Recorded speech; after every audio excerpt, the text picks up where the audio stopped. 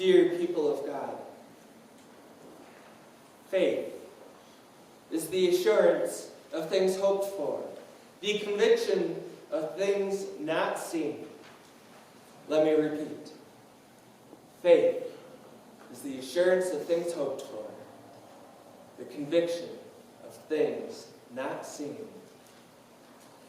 Faith has a power that the world cannot ever give. She looks at the way things are and says, "These bad things will not deter me. I will put my trust in God, who has promised to run this race with me." Faith sees beauty when there is none to be seen. She looks to and expects God is trustworthy, and that she can stake her life on God 1,000 times. Faith knows she did not originate with the will of man, but with the will of God. Faith opens us to possess a reality that we would not have otherwise. In a world tarred with gloom, she gives us hope. In a world tarnished by suffering and evil, she gives us a new reality in which to take refuge, in which to have hope. Faith gives us God's promises here and now. The author of Hebrews, who remains unknown to this day, lists off numerous people and what they went through and discloses to us that they all lived by faith. The writer says, Time would fail me to tell of Gideon, Barak, Samson, Jephthah, of David and Samuel, and the prophets who conquered kingdoms, administered justice, obtained promises, shut the mouths of lions, quenched raging fire, escaped the edge of the sword, won strength out of weakness, became mighty in war, and put foreign armies to flight. All these people were able to do great things by faith. And they are encouraging examples of what is possible when we trust God, even when our reason tells us all hope is lost. Good things can yet come when our world seems like it's falling apart. This is our leap of faith moment, when it's time to leap without knowing what the end will bring. What we can know is that God will be right there with us. One terrible thing that Christian churches have been known to teach is to shame people for when bad things happen to them. I had a friend once tell me how her church handled her mental illness. When she was suffering and needed them most, they abandoned her. Her church told her that it was her own fault that she was depressed, because she did not have enough faith. And because of this, she almost lost her faith. This type of teaching goes along with the idea of you must muster enough faith so that bad things won't happen to you. And if you do have something bad happen to you, then there must be something wrong with your faith, they would say.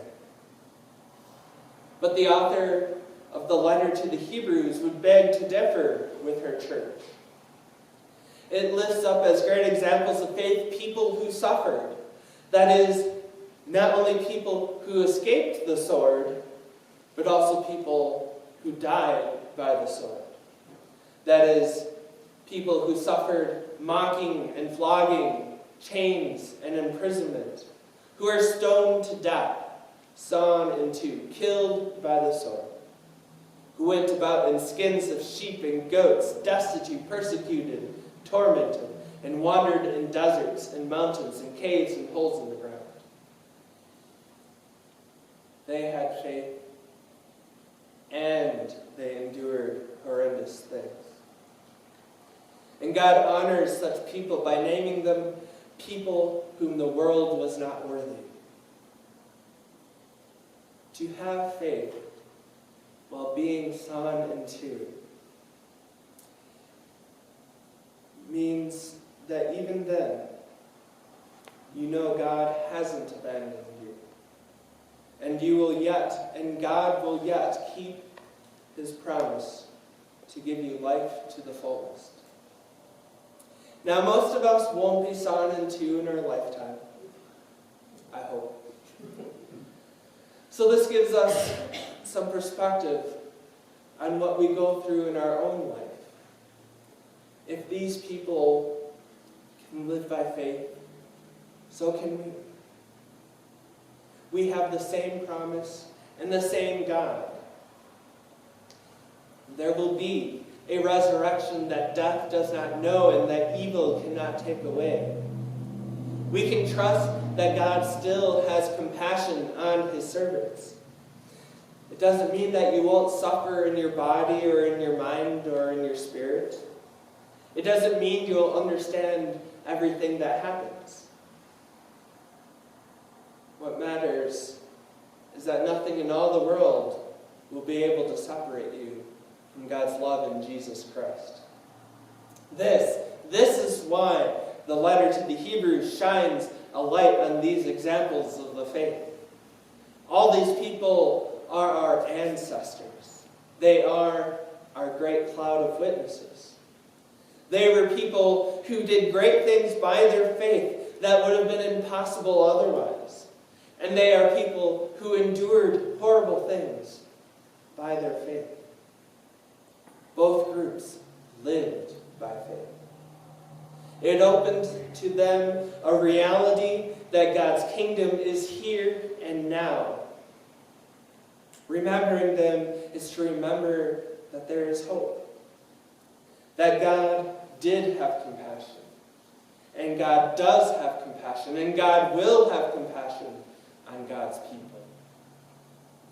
These people are the saints of old who endured the same things and more that we endure. And to live by faith is to be reckoned righteous by God, which means nothing else than to be counted as enough by God. The saints point us to Christ, the one who endured the cross, disregarding its shame, for the sake of the joy before him, the joy that he takes in us. He is the one who gives us the ability to press through the race of life. He is the one who is both the author and the object of our faith, which is entirely the work and activity of God, and therefore not something we muster up for ourselves. Faith is the assurance of things hoped for, the conviction of things not seen. Faith believes it is God's nature to lift up the lowly, to comfort the miserable, to give life to the dead, and to justify sinners.